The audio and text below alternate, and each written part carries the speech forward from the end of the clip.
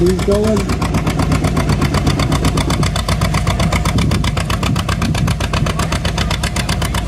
At the halfway mark.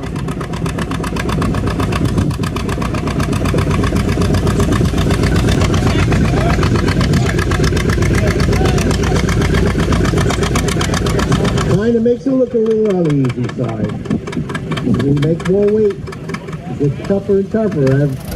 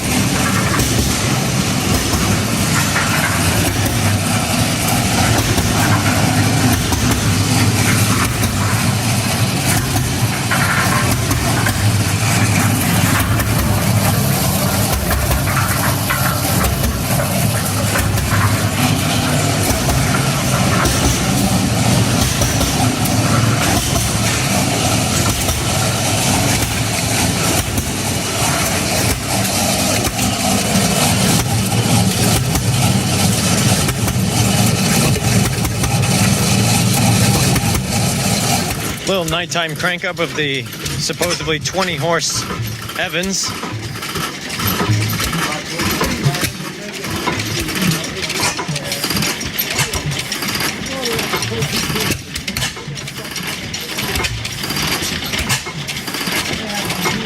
It's a pretty cool engine.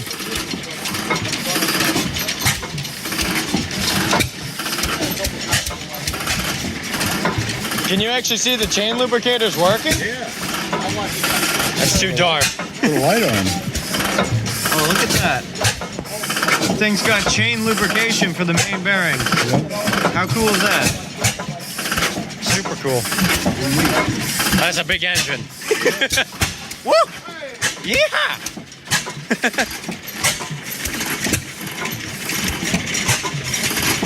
Guys, Sunday about 1 o'clock, 1:30. We got a good setup here again. A lot of people. I'll run down here in a minute, but I realized I didn't actually show off any of these tractors yesterday. Over here, this actually couple here belong to Boneyard Garage here on YouTube. I'll put a link down in the description. Boneyard. Tom, you want to say hello? Hey guys, how you doing? Gonna put a link to his channel down below. He's got some cool stuff. Go check it out. These are a couple of his tractors here. It's an old Economy with a Wisconsin on it. A rug carpet cut. It's a cute little thing. This is Boland's that he's restored. I'm gonna go out on a limb and think this is a rat tractor of sorts. He can make the exhaust chute flames, which is kind of cool. It's an old worn out K-Series Kohler. And he can make it real rich. He's got a little extra mag here and a spark plug. It freaking shoots flames. It's hilarious. And he's got a nice Gravely too. Looks like a 60s L. Got the mower deck on it and everything. Over here we have a Boland's 3-speed 318 or 813. I can read, I promise. Just a little tired. A couple little simplicities here. I'm not really a tractor guy, so I don't entirely know, but I figured I'd show them off, because some of you guys definitely know. It's an old Economy. Some Cub Cadet stuff. It's a real nice hydromatic. I think these are some more Economies here. The high wheeler, I think. I think that's the term. I don't really know. I'm guessing. International. More Cubs. More Cubs. More Cubs. And more Economies. Down here, we'll walk down to the end. I missed it this morning. Some of these guys were running, but we got Bruce Young stuff. I think I walked through this yesterday, but I'll see if I can catch them all running later. I think he went for lunch. We got Stovers, our Lester Stover. Told you I was tired. Stanley stuff here. He got his Famous running today. You want to say hello? Yeah, hey, how you doing? It's got a little bit too much oil in the crank. That's all right. Yeah. Hey, it's better to have oil than no oil. Yeah, exactly. Plus, it's 100 years old. It's going to smoke a little. Yeah, over 100. 1909. 1909. All right. 110 plus. Yeah, yeah. Yeah. That's a cool engine. Yeah. And it's unique. It's an open crank vertical. You can actually see the crankshaft going around in there. We got some of his associated here.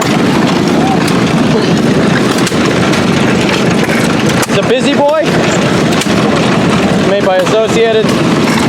Got his Waterloo Boy running.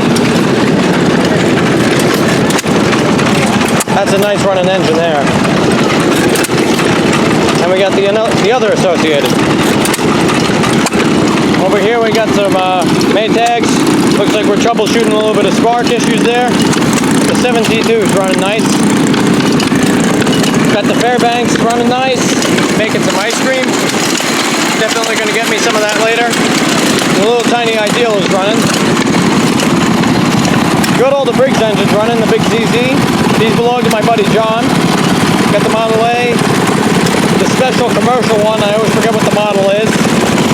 And this FH pump that I love. This is such a cool little setup. So I think this is an FG or an FI. Yeah, it's an FI. I always confuse those two. Another Maytag 72, I believe. Got a Stover. This is Mike's Stover. And we got some of my buddy Brad's stuff here. Got the big economy taking a rest. We got his 3-horse Fairbanks throttler running on kerosene, running real nice.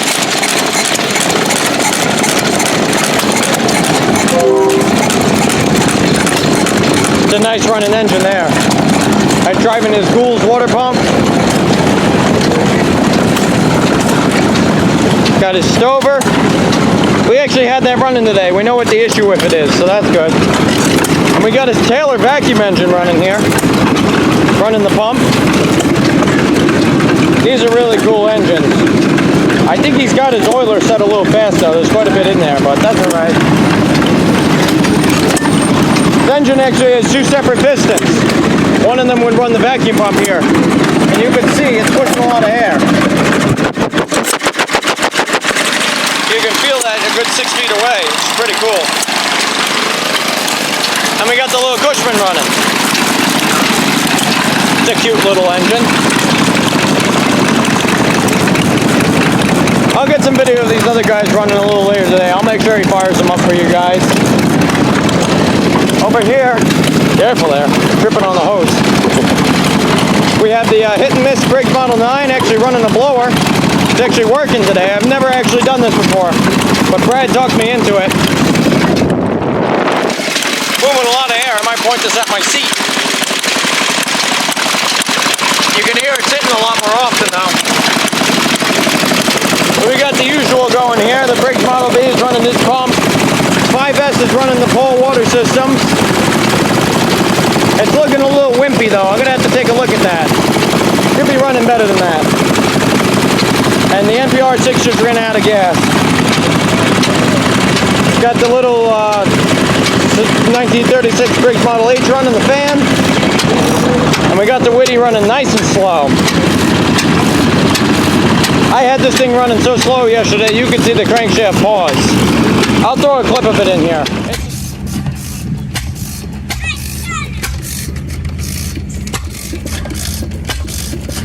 New record slow for the Witty.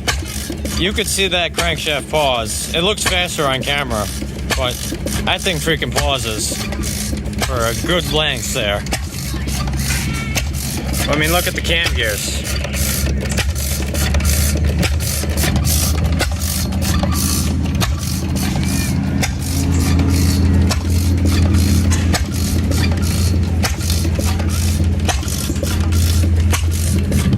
That's freaking crazy.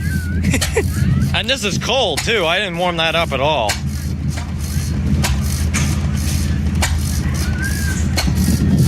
Sounds like a freaking hit and miss.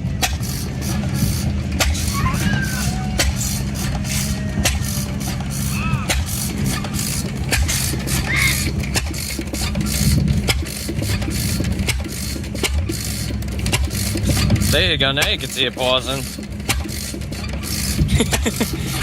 Crazy. Surprised me.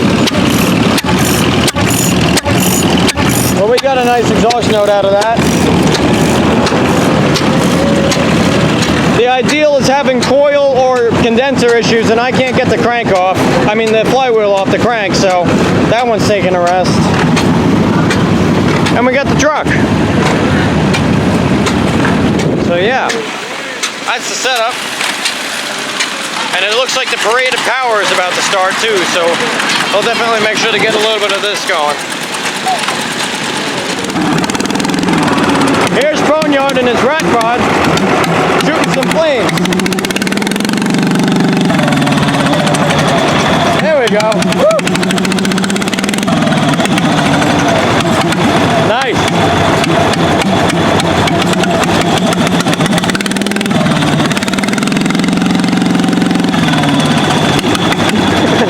That thing is hilarious. Nice job. If you guys haven't seen his channel yet, I'll leave the go check it out. He's got some cool stuff.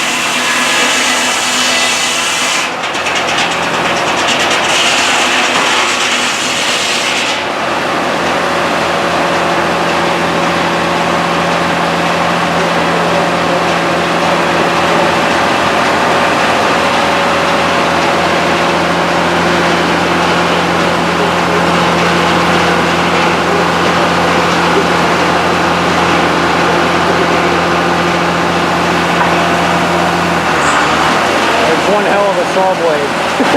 Oh, wiggly. I think they have a bigger one too.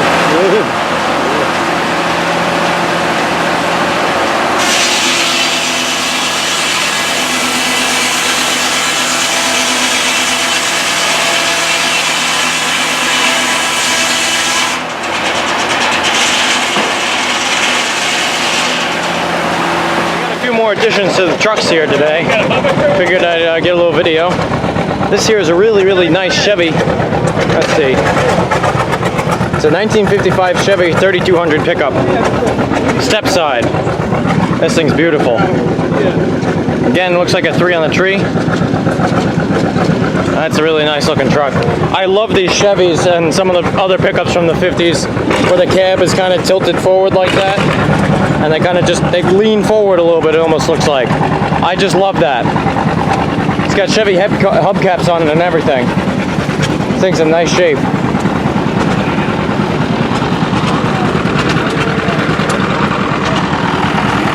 It's an interesting looking one. Cut up an old Dodge for that. It's kind of a shame. But down here there's an old Ford, I'm guessing it's 70s.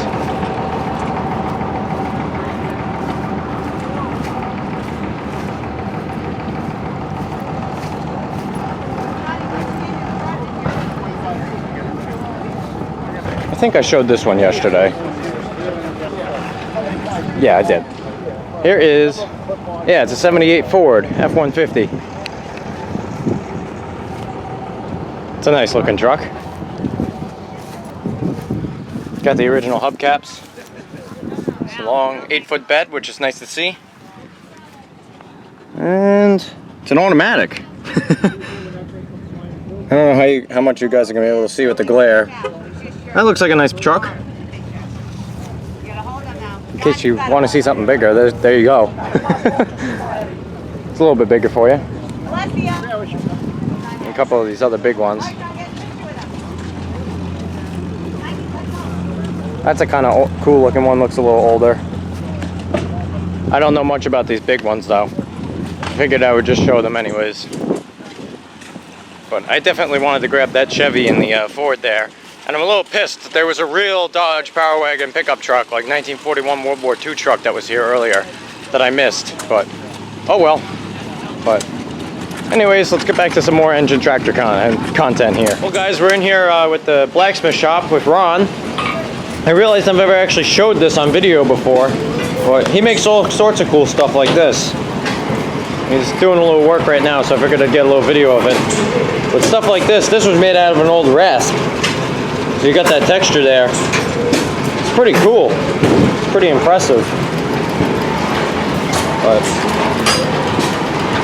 it's got the hand crank forge blower going and everything. Getting everything nice and hot. What are you thinking of making? I'm just going to make a little hanging hook there. Like these? Yeah. Cool.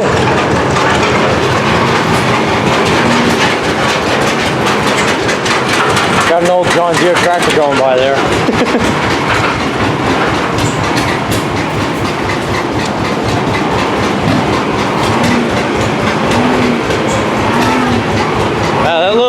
strength fan does a lot there.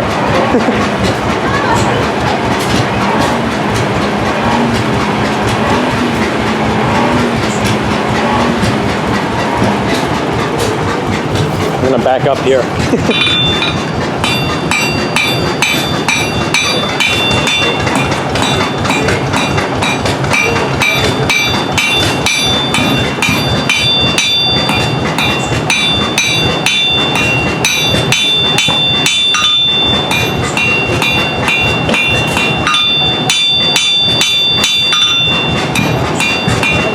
Crazy, the metal's bending like it's made of butter. Just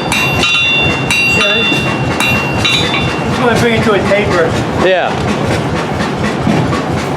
That metal bends like it's made of butter. It's crazy. Is that just steel? Yes. Okay. Mild steel.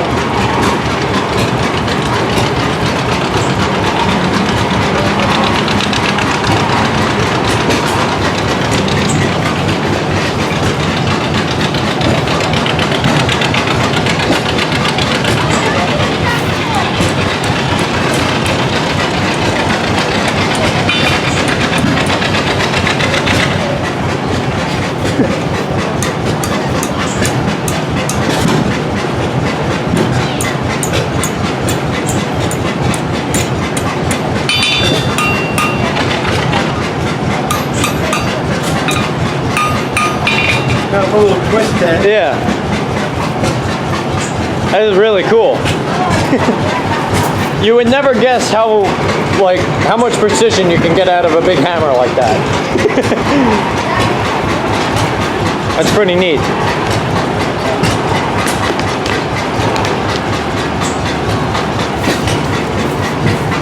And they just built the shop recently, right? It's only About 3 years ago. 3 years ago. We milled all the lumber From the sawmill, right? Yeah. Yeah, this entire building was built using the antique sawmill here. All this wood was milled down. And at some point they're gonna get a big, probably 6 to 8 horse hit and miss engine, and we're gonna run some actual machinery here. It looks like you're gonna put a line shaft up there? Yeah, so that's the bearings up there for a line shaft. I'm gonna power with an antique engine and run some antique equipment. They got a lathe here and something else.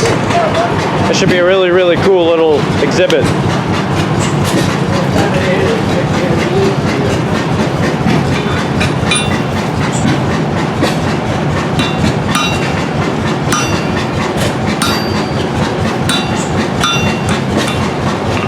So that's how you cut it? Yes.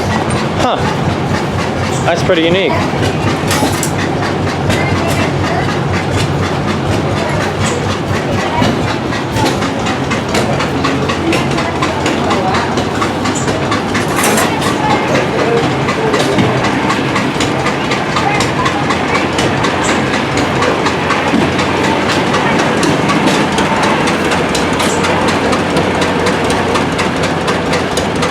Getting that whole thing nice and glowing hot.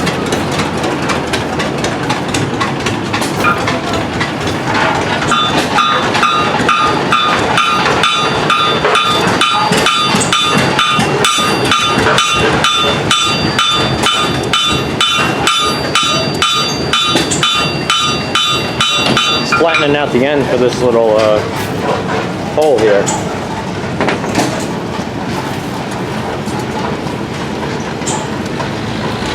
I'm gonna punch a hole. Oh, you punch it? You don't drill it? No, I punch it. Oh, okay.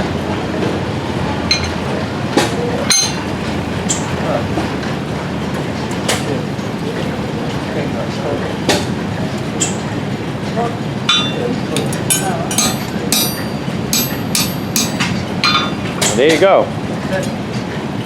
That's how you make a coat hook.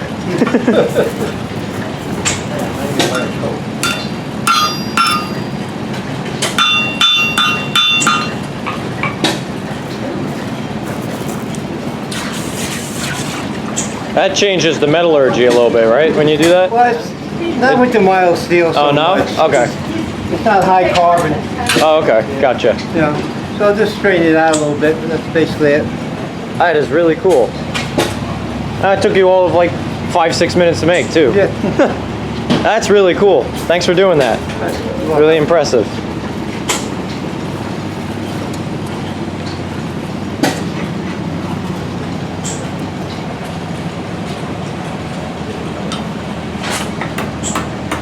It's about 4:30 on Sunday now. Show's kind of fizzling out. I think I win the competition of last engine standing here. This Whitty's been running like this since about 8:30 in the morning. Filled it up with about 3/4 tank of gas, and it ran till about 3:30. I just topped it off a little bit ago. It's been chugging along like this, nice and slow. But I think it's time to shut her down for the day. She did good. But anyways, guys, now I gotta go and load all my stuff up, and I'm gonna help Brad load up, and I'm also gonna help these guys over here load up.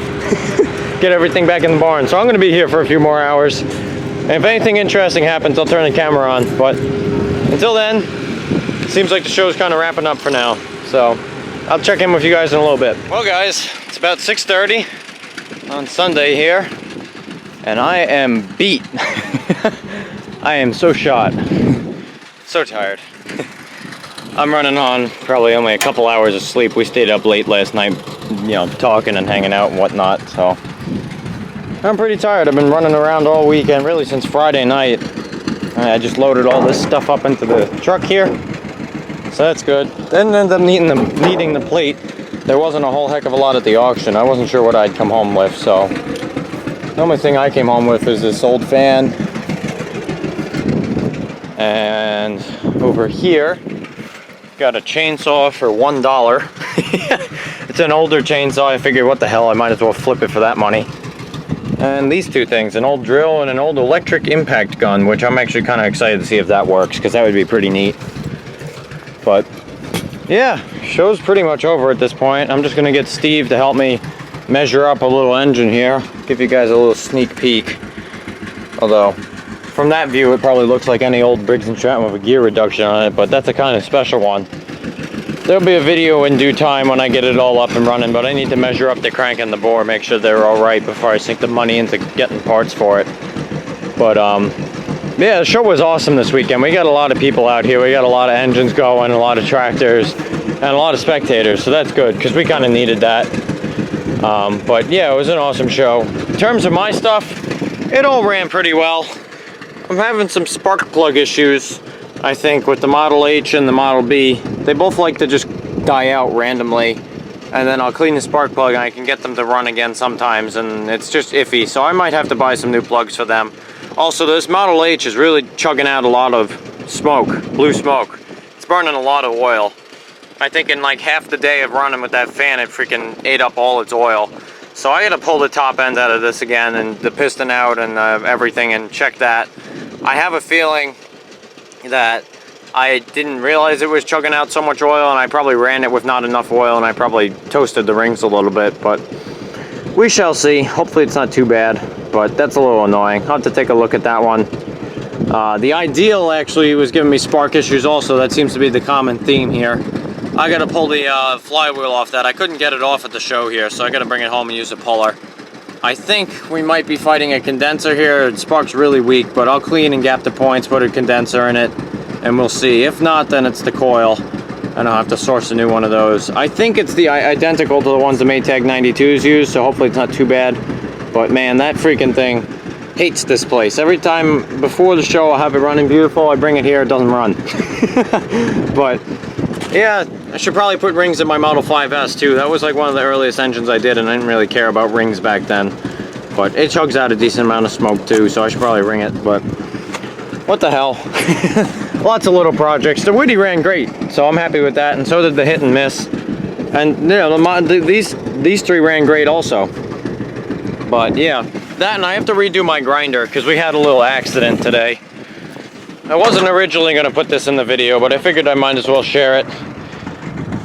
The only thing I do request is I don't get a bunch of the safety Nazis down in the comments yelling at me, because I realize what I should do differently next time.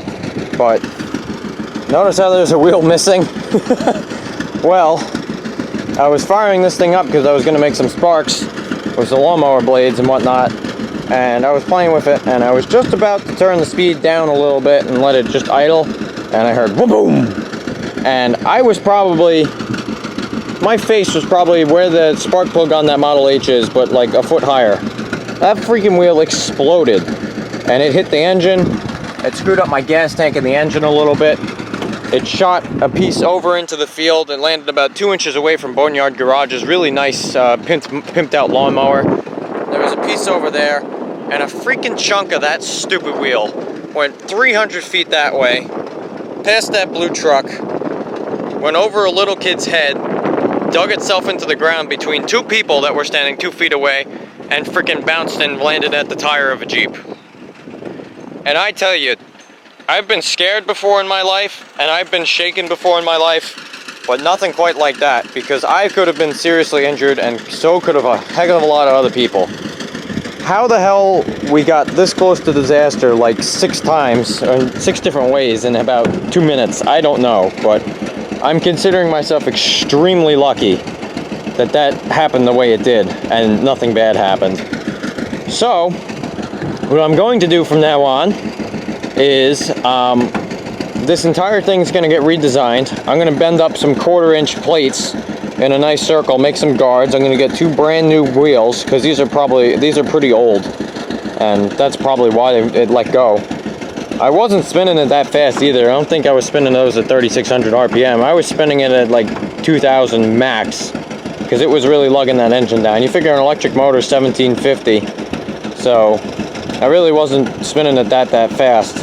But who knows, it could have had a hairline crack that I didn't see or whatever, but I'm lucky. But anyways, I'm going to bend up some nice guards for it, and I'm going to redesign that. And I think what's going to happen from now on is I think I'm going to run it with my gear reduction engine there, and it's just going to be a little show display, and the thing's going to spin about that fast, because I do not want anything else to happen like that. That was freaking scary.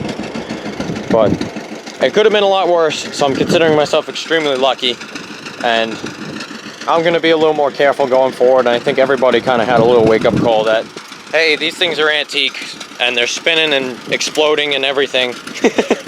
So, you know, shit can happen, and it certainly did.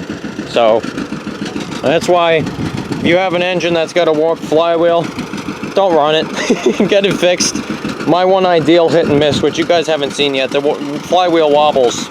That's part of the reason you guys haven't seen it yet, because I'm not going to run that. I don't want the flywheel to explode. That will really kill somebody. Those things have some mass. That's why I make sure these are all nice and true, and I make sure everything's running the way it should be. There's no gas in any oil that can cause explosions or anything like that. I'm generally very careful, but that was just a highly unfortunate situation. And I was trying to get it to go slower too. I was literally in the process of slowing it down, because I was like, this might be a touch fast. And boom, it let go. So yeah, that wasn't quite ideal, but I'm lucky. But I figured I'd just share that so some guys can learn from it. Just be careful with this stuff. It's old. Things can go wrong. You just want to be careful. Luckily, nobody got hurt. I'm all right now. I was very shaken up this morning, though. That kind of sucked a little bit. I was like, you know, like, holy crap, so much could have gone wrong there. It would have all been my fault. Oh my God, I played the what-if game in my head. But I'm better now. It's a story. I probably have a reputation in this club now. Not that I really want that, but oh well, that'll be a story to tell a couple of years later.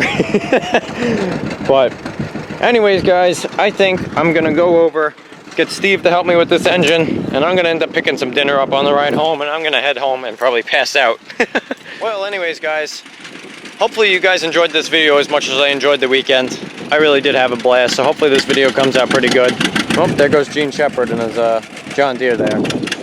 But anyways, I'm gonna get some help measuring up this engine, grab some dinner, and run home. But I think there's more than enough content for this video, so let's wrap it up here. So anyways, guys, as I usually say, thank you so much for watching. I really do appreciate it. If you like what you see, hit the little like and subscribe buttons. I'd appreciate that. By all means, leave a comment if you have one, and I'll see you in the next one.